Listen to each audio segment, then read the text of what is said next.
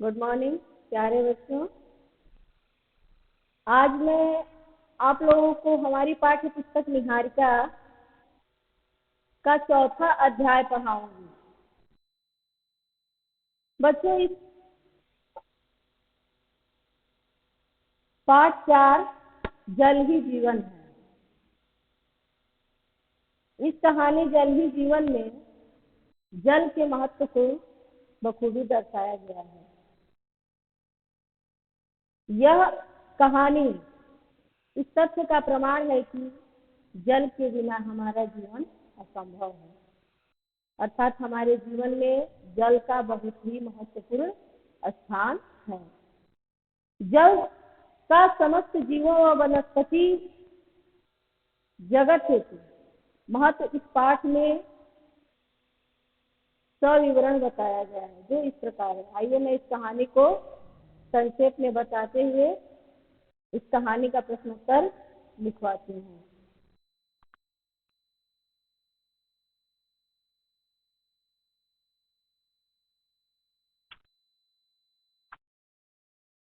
बच्चों, पृथ्वी पर जल को अमृत कहा गया है। हमारे जीवन में वायु के बाद जल का महत्व सर्वोपरि है। हवा के बाद जल का स्थान सबसे ऊपर है, इसका कोई विकल्प नहीं है। आज लगभग 5,700 लाख वर्ष पहले पृथ्वी पर जल की उत्पत्ति मानी जाती है। जल की उत्पत्ति कब मानी जाती है? 5,700 लाख वर्ष पहले। जल सृष्टि से 5 प्रमुख तत्वों में शामिल है, जिसके अभाव में जीवन की कल्पना असंभव है। जो हमारे जीवन में प्रमुख तत्व माने जाते हैं, जिससे हमारा शरीर बना हुआ है, उसमें जल का महत्वपूर्ण स्थान है। महासागर पृथ्वी का क्षेत्रफल लगभग 72%, 72% भाग घिरे हुए हैं, अर्थात हमारे पृथ्वी पर 3 भाग जल है, 1 भाग भूमि है। अर्थात हमारा पूरा विश्व जहाँ रहता है, मतलब पृथ्वी जो है हमारी, एक हिस्से पर है, बाकी 3 हिस्सा हमारा जल है। इनमें 13 लाख खरब टन पानी होने का अनुमान लगाया जाता है। मतलब एक अनुमान लगाया गया है कि इतना मतलब पानी है। आकार और गहराई के क्रमानुसार धरती पर 4 महासागर हैं। धरती पर कितने महासागर हैं? 4। नदियों, वर्षा और बर्फ पिघलने से पानी रिसकर विभिन्न दरारों में भूमि के अंदर प्रवेश करता है। जैसे वर्षा होती है,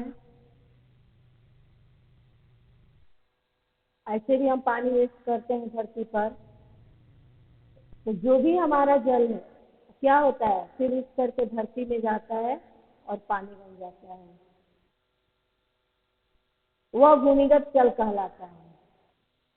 जो पानी, जो जल, जैसे नदियों का पानी है, बर्फ जो पिघलता है, तो ये पानी क्या है, ये रिस कर धरती में जाते हैं। इसे हम कौन सा जल कहते हैं? भूमिगत जल। जो जल धरती में पाए जाते हैं, नीचे पाए जाते हैं, उन्हें हम भूमिगत जल कहते हैं। सिंचाई तथा पीने योग्य पानी की पूर्ति के लिए कूपों और नलकूपों द्वारा भूमिगत जल का उपयोग होता है। भूमिगत जल का उपयोग कहाँ कहाँ होता है? सिंचाई के लिए होता है, पीने के लिए होता है, और कुआं नल द्वारा मतलब भूमि से जल निकालने के लिए इन सबों का उपयोग में होता है। बच्चों, आप लोग जानते हैं कि जल को जीवन कहा गया है। सबको पता है कि जल को जीवन कहा गया है। जब गर्मी के दिनों में तुम कहीं से आते हो, या खेल दौड़ कर भाग कर कक्षा में आते हो, या घर पहुंचते हो, तब क्या करते हो? तब तुम पानी पीते हो।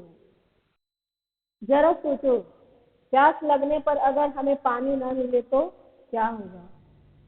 तो हम प्यासे मर जाएंगे। गर्मी के दिनों में हम कुछ भी करते, कोई काम करें या ना करें, तो हमें प्यास लगती है। तो प्यास लगने पर हम क्या करते हैं? पानी पीते हैं। क्योंकि हमें प्यास लगती है, इसलिए पानी पीते हैं। वास्तव में पानी के अतिरिक्त किसी दूसरी चीज से प्यास नहीं बुझती है। हमारी प्यास किससे बुझती है? पानी से। जनसंख्या में तीव्र वृद्धि होने से भारत में पानी की समस्या बहुत गंभीर हो गई है। जो हमारे भारत देश में तीव्र गति से बहुत तेजी से जो जनसंख्या बढ़ रही है, इससे क्या हुआ? पानी की समस्या गंभीर हो गई है। सन 1901 में हमारी जनसंख्या का घनत्व 77 व्यक्ति प्रति वर्ग किलोमीटर था। 1991 में बढ़कर 267 व्यक्ति प्रति वर्ग किमी पहुंच गया और लगभग 300 व्यक्ति प्रति वर्ग किमी से भी अधिक हो गया है। 2060 तक कृषि हमारे क्षेत्र में करीब 120 अरब घन मीटर पानी की आवश्यकता होगी। तो जनसंख्या वृद्धि होने के कारण हमारे देश में पानी की समस्या भी अत्यधिक गंभीर हो गई है। हमारे देश की जनसंख्या जितनी तेजी से बढ़ रही है, सबकी प्यास बुझाने के लिए पानी की मांग भी उतनी ही बढ़ रही है। वैसे तो हम नदी, झरना, तालाब और कुएं से जल प्राप्त करते हैं, लेकिन कूड़ा कचरा आदि डालकर हम नदियों और तालाब के पानी को गंदा कर रहे हैं। पानी में जब बहुत अधिक गंदगी हो तो उसका होना या न होना बराबर है, क्योंकि गंदा पानी कोई नहीं पीता है। पानी तो बहुत पर्याप्त है हमारे लिए, लेकिन क्या है, जो हमारा वातावरण प्रदूषित हो रहा है, जो हम कूड़ा कचरा जो भी होता है कहीं भी फेंक देते हैं, कहीं भी डाल देते हैं, उससे क्या है, पानी दूषित हो रहा है। तो हर जगह का पानी पीना भी ठीक नहीं है। मटमैले पानी जिसमें धूल और मिट्टी के कण मिले होते हैं, वैसे पानी से तो पेड़ पौधों की सिंचाई हो सकती है। गंदे पानी से पेड़ पौधों की सिंचाई हो सकती है, लेकिन जिसमें कल कारखाने रासायनिक पदार्थ घुले हुए होते हैं, उस पानी से पेड़ पौधों की सिंचाई नहीं की जा सकती है। नहीं तो पेड़ पौधों को नुकसान पहुंचेगा। कल कारखानों के कचरे में अनेक विषैले पदार्थ होते हैं जिनसे समस्त प्राणी जगत को खतरा है। शहरों की विभिन्न नालियों से निकलने वाला गंदा पानी अधिकांशतः कहाँ जाता है? नदियों में प्रवाहित किया जाता है, जिससे नदी का पानी प्रदूषित हो जाता है, गंदा हो जाता है और उपयोगी नहीं रह पाता। लेकिन ऐसे पानी को यदि दोबारा साफ कर लिया जाए तो शौचालयों, बागवानी और औद्योगिक संस्थानों विभिन्न कार्यों से इसका इस्तेमाल किया जा सकता है। कुओं, तालाबों, नदियों का जो जल गर्मी में अधिक होने के कारण सूख जाता है, वह जल फिर वर्षा ऋतु में जल की बूंद के रूप में हमें वापस मिलता है। जो पानी सूख जाता है, क्या होता है, भाप बनकर जम जाता है, बर्फ बन जाता है, फिर वह अपने समयानुसार वर्षा के रूप में धरती पर आ जाता है। लेकिन हमारे देश में वर्षा कभी ज्यादा होती है तो कभी कम, समान रूप से वर्षा नहीं होती है। सब जगह एक समान वर्षा होने से कहीं बाढ़, न होने से कहीं बाढ़, से कहीं सूखा पड़ जाता है। बाढ़ से वर्षा का अधिकांश जल बह जाता है और पानी सूखने लगता है और सबको पीने का पानी नहीं मिलता। सूखे इलाके में लोग एक एक बूंद पानी के लिए तरस जाते हैं। मीलों पैदल चलकर न जाने कहां से वे पानी भर कर लाते हैं। नहाने धोने की बात तो छोड़ ही दो, खाना पकाने और पीने के लिए उनके पास पर्याप्त मात्रा में पानी नहीं होता है। बड़े शहरों में जहाँ पर्याप्त मात्रा में जल उपलब्ध है, वहाँ लोग पानी नहीं नष्ट करते हैं। रेगिस्तान में जहाँ साल भर तक पानी नहीं बरसता है, लोग बूंद पानी इकट्ठा करके अपना काम चलाते हैं। दुनिया के अनेक इलाकों में काफी समय तक वर्षा नहीं होती है। जहाँ पर्याप्त मात्रा में पानी मिलता है, वहाँ पानी की कोई समस्या नहीं समझ में आती है, लेकिन जो रेगिस्तान जैसे जगह है वहाँ कितने कितने दिनों तक वर्षा नहीं होती है और पानी के बूंद बूंद पानी के लिए लोग तरस जाते हैं, बूंद बूंद पानी इकट्ठा करते हैं। कोयले पर आधारित बिजली घरों में प्रशीतन के लिए पानी की जरूरत होती है। प्रशीतन में ठंडा करने के लिए पानी की जरूरत होती है। प्रति पाउंड 0.75 मेगावाट बिजली उत्पादन के लिए लगभग 0.01 क्यूसेक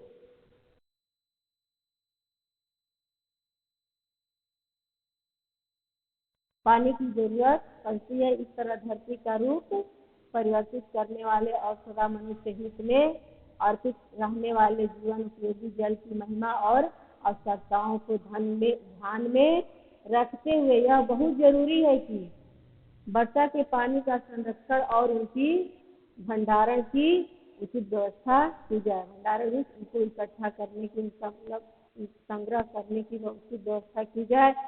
पानी कि एक बूंद भी व्यर्थ न गंवाया जाए। हमारे जीवन में यही पानी का महत्व है कि हमें पानी का विशेष रूप से महत्व देना चाहिए। बेवजह पानी नुकसान नहीं करना चाहिए। वनों की अंधाधुंध कटाई पर कड़ाई से रोक लगाई जाए और बहुत अधिक मात्रा में पौधारोपण किया जाए ताकि ऋतु चक्र समय के अनुकूल चलता रहे। अन्यथा आने वाले समय में पानी भी बाजार में बिकने वाली वस्तु बनकर रह जाएगा। बच्चों,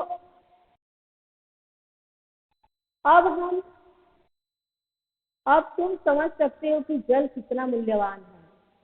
जैसा कि हमने पीछे पढ़ा जल के बारे में कि हमारे जीवन में जल का कितना महत्व है, आप लोग समझ सकते हैं कि जल का हमारे जीवन में कितना महत्व है। कभी कभी तो मूल्य देने पर भी जल नहीं मिलता है, यानी कीमत देने पर भी, पैसा देने पर भी हमें पानी नहीं मिलता है। ऐसे बहुमूल्य जल को नष्ट करने का अधिकार किसी को भी नहीं है। इसे बचाने के लिए तुम प्रयास करते रहो। जैसे जब हमें प्यास लगती हो तो गिलास में उतना ही पानी भरना चाहिए जितने की हमें जरूरत है। जब तुम ब्रश करते हो तब नल की टोटी खोलकर मत रखो। किसी बर्तन में पानी लो और आराम से बैठ करके उचित मात्रा में पानी का उपयोग करो ब्रश करने के लिए। जब खुला करना हो तभी नल खोलो, इससे पानी की बचत होती है। इस प्रकार नहाते समय बाल्टी में पानी लेकर मग से पानी डालकर नहाने से भी पानी कम खर्च होता है। आंगन और कमरों को धोने की अपेक्षा अगर बाल्टी में थोड़ा पानी डालकर पोछा जाए तो पानी की बचत होगी। फल सब्जी धोने के बाद उसी पानी को पेड़ पौधों में डाल दो। इसी प्रकार कपड़े धोते समय, बर्तन धोते समय और कार धोते समय भी अगर थोड़ी सावधानी बरती जाए तो बहुत सारा जल बचता है। अतः बच्चों, मन ही मन पानी को अधिक से अधिक बचाने का संकल्प लो। हम सभी को अपने मन में इस पाठ को पढ़ते हुए इससे हमें सीख लेना चाहिए कि हमें अपने जीवन में जल को कैसे बचाना है। फालतू खर्च करने से जल को कैसे बचाना है। हमें ऐसा करना चाहिए जैसे हमारा अपना काम भी हो जाए और पानी भी नुकसान ना हो। तो आइए मैं इस पाठ का प्रश्नोत्तर लिखवा रही हूँ।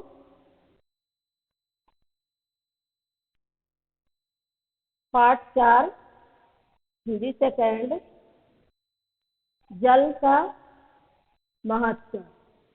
जल ही जीवन है। इस पाठ से मैं प्रश्नोत्तर लिखवा रही हूँ। आप लोगों को ध्यानपूर्वक देखना है और अपने उत्तर पुस्तिका में इसको लिखना है। इसके पहले आप लोगों को शब्द अर्थ लिख लेना है। इसके पहले आप लोगों को पहले पाठ 4 में पहले शब्दार्थ लिखना है, उसके बाद प्रश्नोत्तर लिखना है। पहला प्रश्न है,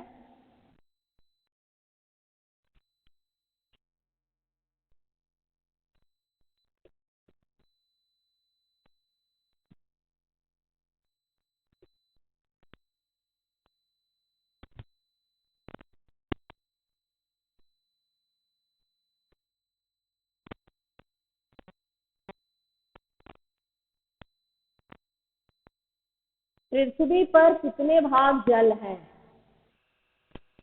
उत्तर होगा इसका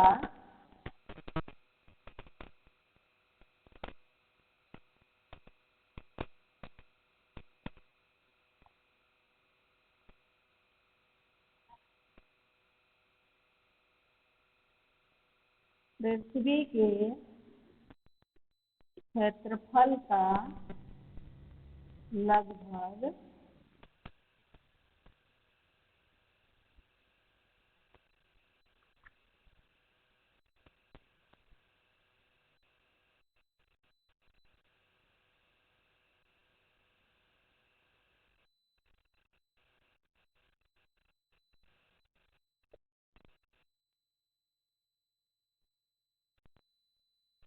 10 भाग जल है।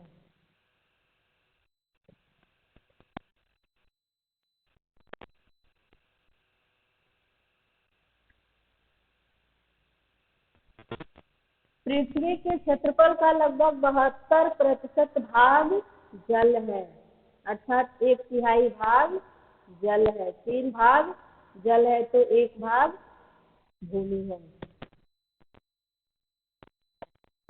प्रश्न संख्या 2।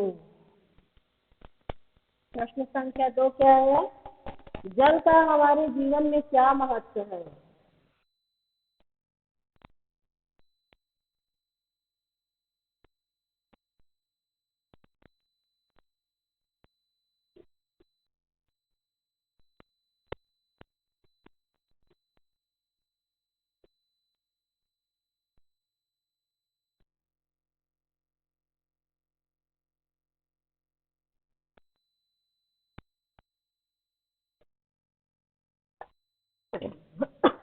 उत्तर है इसका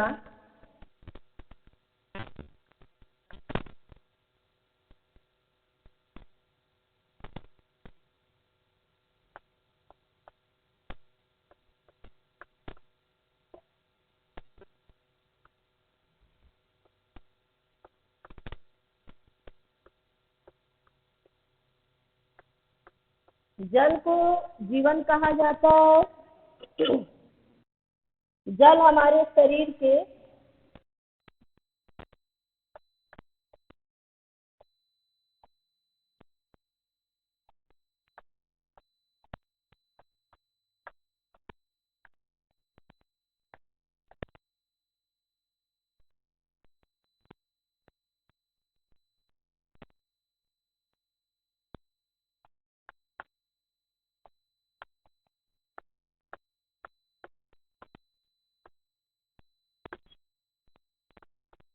जल हमारे शरीर के आधे से अधिक वजन को बनाता है।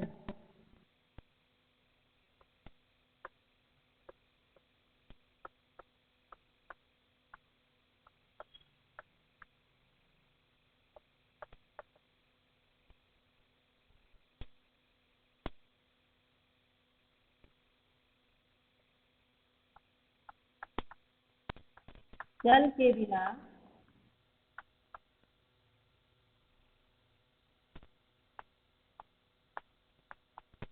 पृथ्वी पर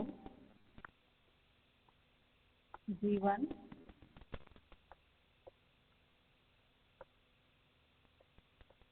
असंभव है।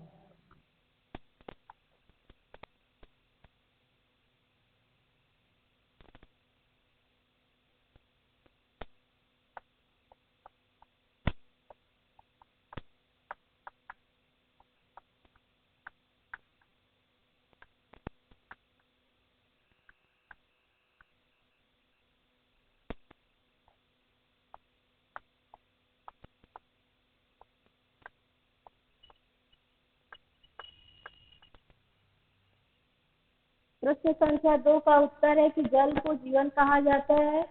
जल हमारे शरीर के आधे से अधिक वजन को बनाता है। जल के बिना पृथ्वी पर जीवन असंभव है। जल के बिना सभी जीव मर सकते हैं। प्रश्न संख्या 3,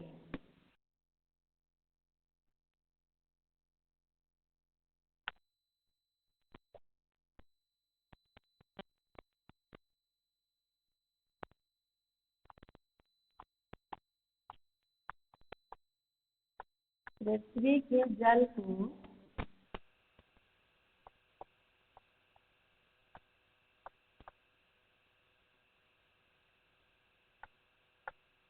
क्या कहते हैं?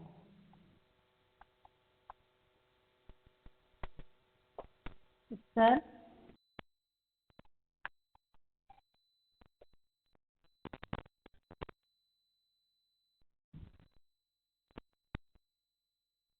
नदियों, वर्षा और बर्फ।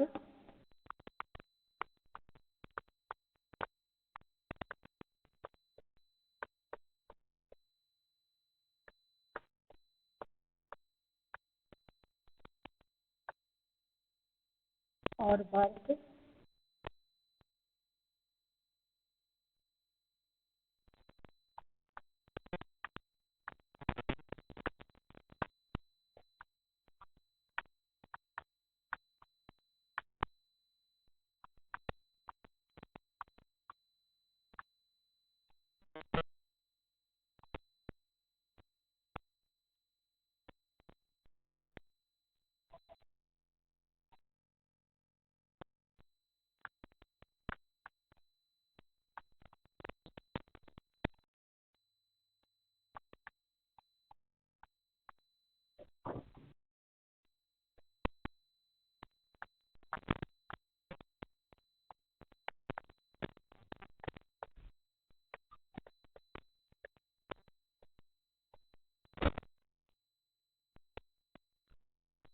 प्रश्न संख्या 3, पृथ्वी के जल को क्या कहते हैं?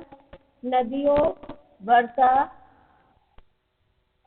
और बर्फ पिघलने से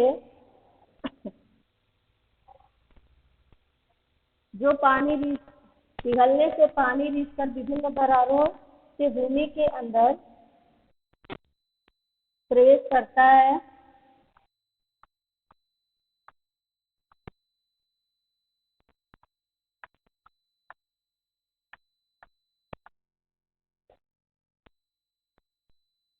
वह भूमिगत जल कहलाता है। वह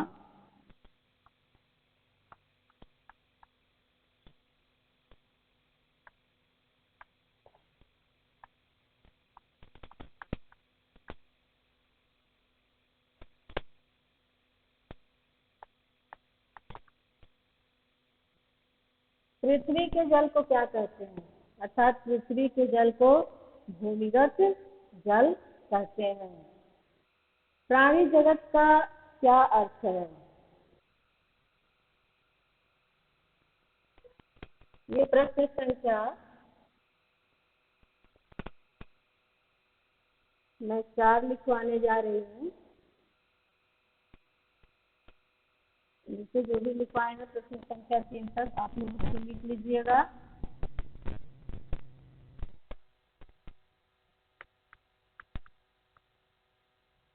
प्राणी जगत का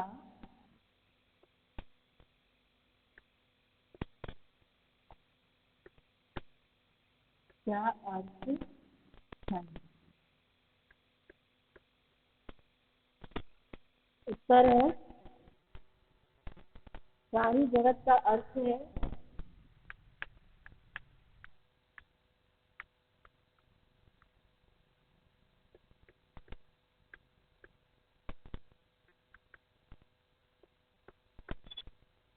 प्राणी जगत का अर्थ है सभी जीवित एवं विलुप्त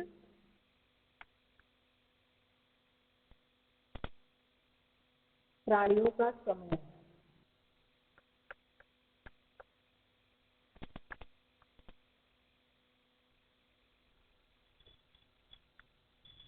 प्राणियों का समूह।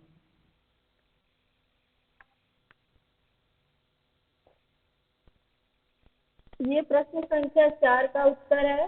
प्रश्न संख्या 2 को मैं मिटा रही हूँ।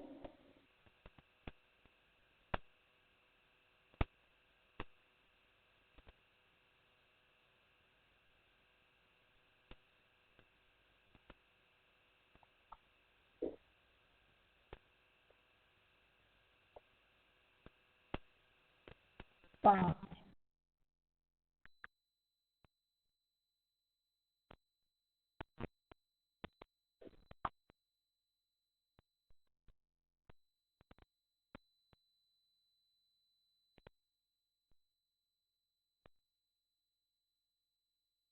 कल कारखानों के कचरे में ऐसी कौन सी चीज होती है जिससे समस्त प्राणी जगत को खतरा है?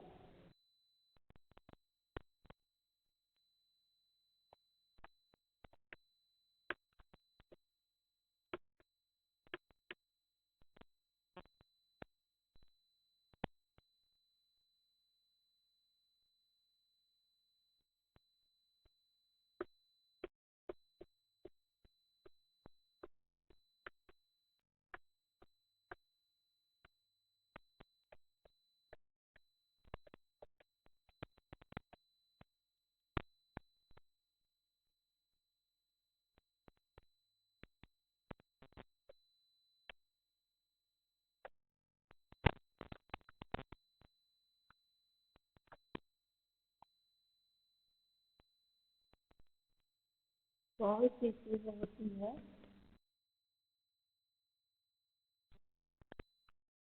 कौन सी चीज होती है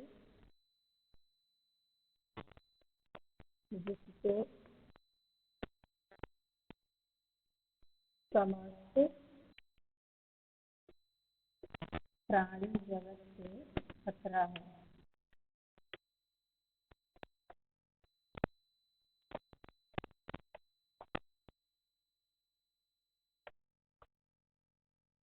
उत्तर है इसका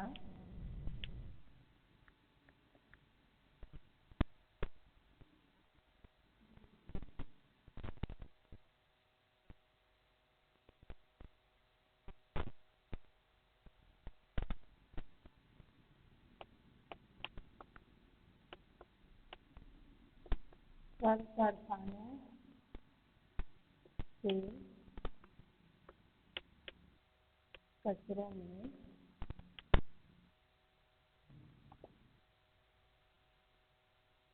अनेक विषैले